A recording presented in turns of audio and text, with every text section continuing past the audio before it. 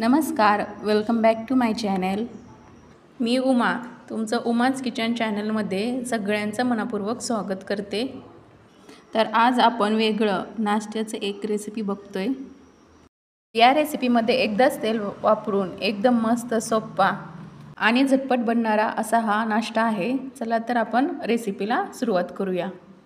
एक भांडे घेतले. एका भांड्यामध्ये मी 1 वाटी हे पोहे टाकून घेते. यामध्ये 1 वाटी पाणी टाकून मी पोहे हे स्वच्छ धुवून घेते. पोहे हे स्वच्छ धुतल्यानंतर त्यामधील सर्व पाणी मी साईडला हे काढून टाकले आणि त्यामध्ये 1 वाटी हे पाणी टाकते आणि त्यामध्ये मी 1 वाटी इतका रवा घेतलाय. पोहे आणि रवा इथे मी चांगलं असं मिक्स करून घेते. चांगलं असं मिक्स केल्यानंतर त्यामध्ये 1 वाटी मी इथे ताक हे घेते. ताकाऐवजी तुम्ही अर्धी वाटी दही सुद्धा इथे घालू शकता. ज्या वाटीने पोहे, रवा आणि ताक घेतला त्याच वाटीने 1 वाटी मी इथे पाणी हे टाकून घेते आणि चांगलं व्यवस्थित ते मिक्स करून घेते. यामध्ये 1 चम्मच हे मीठ हे टाकून घेतले. आता मीठ टाकल्यानंतर देखील हे सर्व बॅटर आहे ना ते चांगलं असं मिक्स करून घ्यायचं आणि किमान 10 ते 12 मिनिट भिजू देणार आहोत. 10 मिनिट हा रवा भिजेल तोपर्यंत आपण या नाश्त्यासाठी लागणारी जी चटणी आहे ते चटणी साऊथ इंडियन चटणी बघणार आहोत. चला तर आता चटणीच्या रेसिपीकडे वळूयात. त्यासाठी मी मिक्सरच्या भांड्यामध्ये येथे ओल्या नारळाचे हे काप अर्धी वाटी येथे घेतले. त्यामध्ये 4 ते 5 येथे हिरव्या मिरच्या घेतले. यामध्ये थोडीशी कोथिंबीर हे घालायची आणि पाव कप इतकं फुटाण्याची डाळ ही घेतली.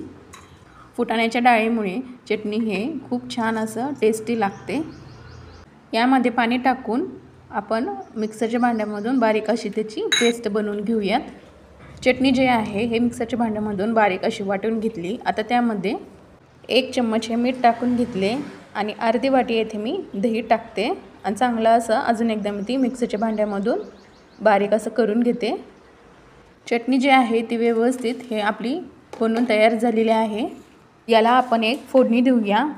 फोडणी हे ऑप्शनल आहे. फोडणी दिल्याने चटणीला खूप हे छान अशी चव येते. छोट्या पॅनमध्ये तेल हे गरम केलं. त्यामध्ये 1 चम्मच जिरे मोहरी हे टाकून घेतले. कढीपत्त्याचे पाणी हे टाकले आणि अर्धा चम्मच येथे उडदाची डाळ हे टाकते. उडीद डाळ टाकल्याने डाळ छान अशी क्रिस्पी होते. त्यामुळे चटणी खूप छान लागते आणि मस्त अशी चटणीची फोडणी हे तयार झालेली आहे. तर ही फोडणी आहे या चटणीवर घालून घेऊयात. तर मस्त असं साऊथ इंडियन चटणी ही आपली रेडी आहे.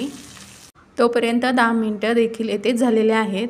हे बॅटर देखील छान असं भिजलेलं आहे. मस्त असं फुललेलं आहे हा रवा.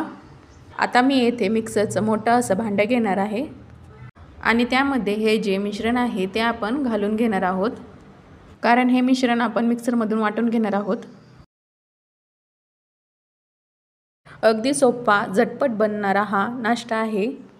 आता आपण हे बारीक करून घेऊयात. मी इथे बारीक हे करून घेतले. हा रवा आणि पोह्यांचा डोसा करताना याला फार जास्त तेलही लागत नाही. एकदाच पॅनवर टाकून हवे तेवढे आपण डोसे हे बनवून तयार करून घेऊ शकतो. हे परफेक्ट झालेले पीठ मी एका भांड्यामध्ये हे काढून घेते.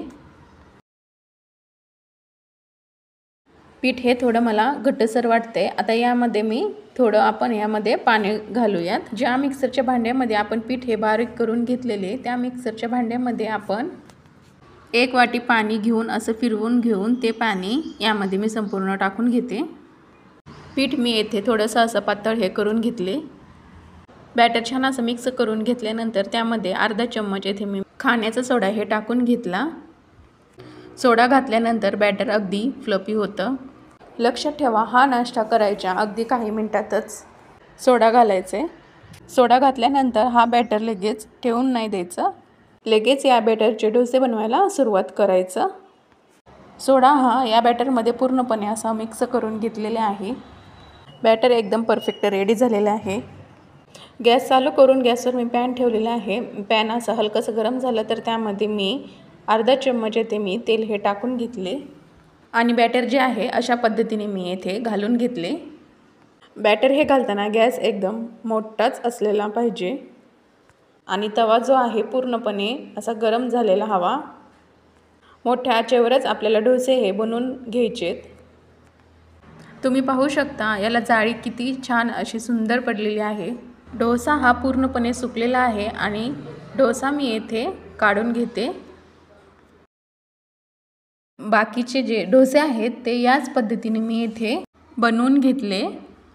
मस्त किती छान आणि सॉफ्ट असं स्पंजी हा डोसा हा बनवून तयार झालेला आहे। ह्या चटणीसोबत तुम्ही हा नाश्ता केल्यावर तुम्ही हा नाश्ता सारखा बनवाल। तर तुम्हाला आजचा हा नाश्त्याची रेसिपी कशी वाटली हे मला कमेंटमध्ये नक्की जरूर कळवा आणि चॅनलवर पहिल्यांदा आला असाल तर चॅनलला नक्की सबस्क्राईब करा। लवकरच आपण अशा एका नाश्त्यासोबत भेटूया। तोपर्यंत धन्यवाद।